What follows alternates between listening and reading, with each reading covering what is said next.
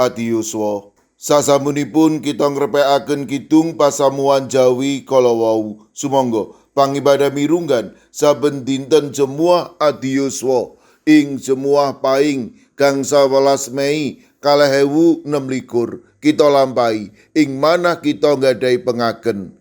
Pitulungan kita punika wonten ing Gusti ingkang akarya jagat. Milanipun siramat lan katresnan saking Allah Sang Rama lan Gusti Yesus Kristus makuwon ing panjenengan sedaya. Amin. Para adi yuswa, jejer ingkang kita rembak unjukan kopi. Unjukan kopi. Setunggal Petrus 3 ayat 8. Wasono kowe kabeh padha disaiyek nunggal rasa, katresnan marang para sedulur, ambek welas sarta andhap asor.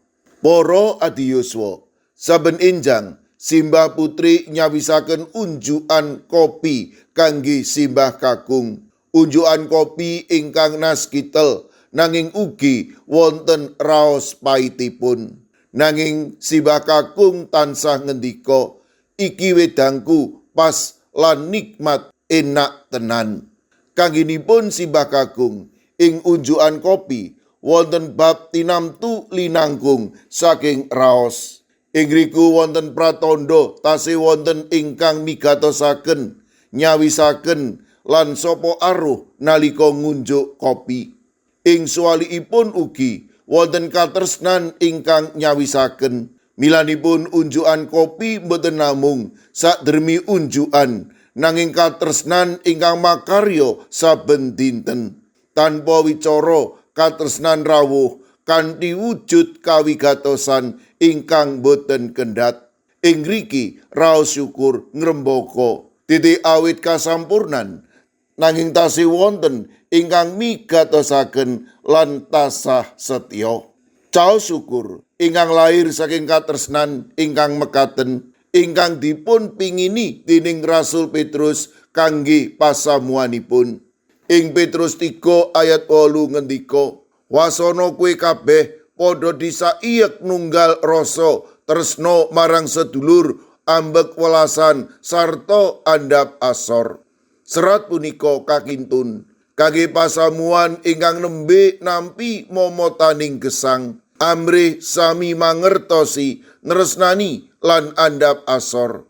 Kangginipun Petrus, katresnan boten raos ingkang tumus nalika sedaya ketingal sae, nanging raos ingkang tetep nunggal rasa lan nindakaken kesainan. Nalika tiyang boten males dhateng piyala lan sareh nalika nampi pitembungan kasar, ing riku katresnanipun Gusti ngrembaka. Nalika katresnan punika tumus, caos syukur tetep wonten, awit manah ingkang nresnani tansah manggihi alesan kangge caos syukur. Para adi yuswa, emuta saben dinten ing gesang kita tansah wonten unjukan kopi ingkang kacawisaken dening Gusti. Milanipun sumangga sami ngraosaken unjukan kopining gesang punika sinaringan ngendika, matur nuwun Gusti, pait legining gesang karaos cekap, awit paduka ingkang nyawisaken sinarengan katresnan paduka dhateng kawula. Amin.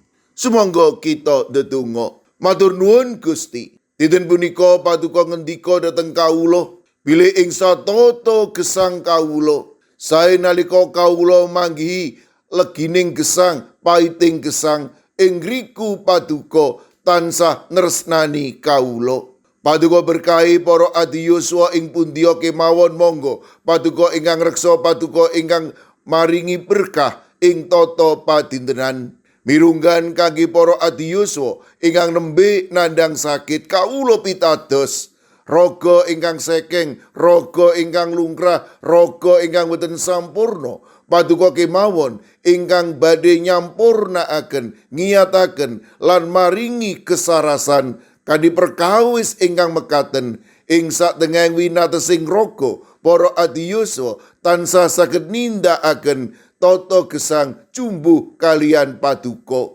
Paduka berkahi lari-lari kawula ingkang wedal sak mangke nembe sinau makarya gesang ing bale wismanipun kawula pitados anak putu kawula ing pundiya kemawon tansah binerkahan dening Paduka. Paduka ugi ingkang ngagem Komisi Adiyuswa ing Gereja, Klase Sinode, Tabloid Adiyuswa, Wasito Adi, Pengetan Halun ing Jakarta, lan menapa kemawon ingkang kacawisaken dening para adiyuswa. Sedayanipun menika badhe dados berkah kanthi perkawis ingkang mekaten ing satengahing yuswanipun para adiyuswa tetep saged makarya kangge asmanipun Gusti. Kawula pasrahaken sedaya pasambat padonga kawula wonten ing asma Paduka Gusti kawula Yesus Kristus ingkang paring berkah dhateng kawula. Siramat lan tentrem rahayu saking Allah Sang Rama, Sang Putra, tuwin Sang Roh Suci makuwon ing panjenengan sedaya. Amin. Sumangga para adiyuswa kita tutup pepanggihan kita kanthi ngrepekaken kidung. Sumangga.